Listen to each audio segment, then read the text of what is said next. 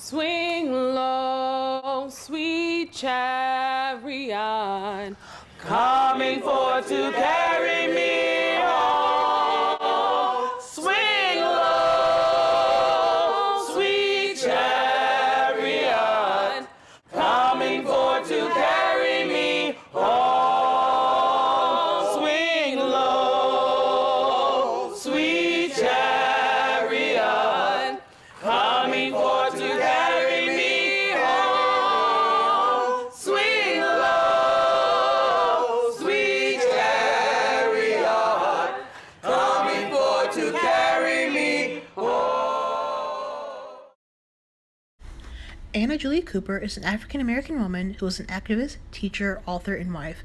Cooper is from Raleigh, North Carolina, which at the time was North Carolina's fourth largest city with a population of 4,780 and was also North Carolina's seat of government. Anna Julia Haywood Cooper started her life of activism at the early age of 9 by protesting at St. Augustine's Normal School and Collegiate Institute against boys being preferred as candidates for ministry over girls. She also petitioned to take classes that were only administered to boys. She would later continue this trend at Oberlin College, where she declined the inferior ladies' courses in favor of gentlemen's courses. Cooper was born on August 10, 1858, to slave Hannah Haywood and her slave master. She enrolled in St. Augustine's Normal School and Collegiate Institute in 1867, where she received the equivalent of a high school education. There she met her husband, George H.E. Cooper, in 1877, who had tragically passed away in 1879. She then enrolled in Oberlin College on a full tuition scholarship and earned a bachelor's degree in 1885 and a master's in mathematics in 1887. In 1892, she published her first book, A Voice from the South, to critical acclaim. Her book of essays gained national attention, and she began lecturing across the country on topics such as education, civil rights, and the status of black women.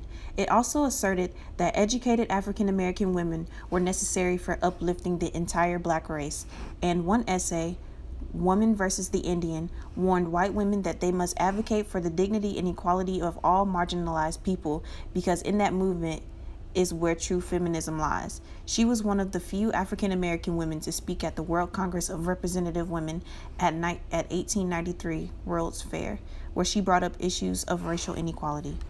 Cooper established and co-founded several institutions to help causes of civil rights. In 1892, she formed the Colored Women's League, and in 1900, she joined the executive committee at the first Pan-African Conference.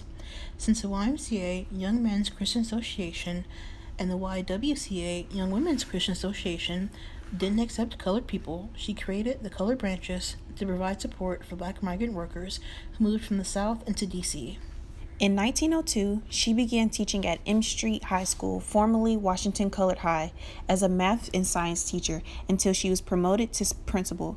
Cooper soon ran into trouble with all-white school board in D.C. because they disagreed with her focusing on college preparation for black students instead of teaching them trades. The opposition called her to resign in 1906. After 5 years of teaching at Lincoln University,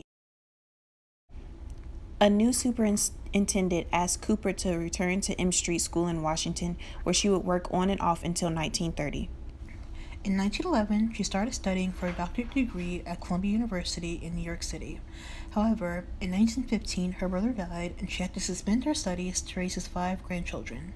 In 1924, she returned to school at the University of Paris in France, and in 1925, at the age of 67, she became the 4th African-American woman to receive a doctorate degree in philosophy. In 1930, she retired from teaching at M Street School to become president of the Freeland-Cusing University, which is a school for black adults. The school was reorganized into Freeland-Cusing Group of Schools for Colored People, and she served on the school's registrar until it closed in the 1950s. Anna Julia Cooper died on February 27, 1964, in Washington, D.C. of a heart attack at the age of 105. Cooper's legacy is very impressive for many reasons. She wanted to prove to America and to the world that colored men and women were capable of achieving great things in society. Cooper never conceded in her fight, believing a cause is not worthier than its weakest elements. Cooper was also openly critical of black men for hailing opportunities that were not open to black women as markers of racial progress, and confronted leaders of women's movements for allowing racism to flourish within their communities. Cooper was also a trailblazer and proved that a black woman from the South could help to reframe intersections of race and gender and their political and cultural implications in pursuit of a better nation, while also becoming one of the greatest intellectuals of her time. This is one of the many reasons we are honored to do her for our video.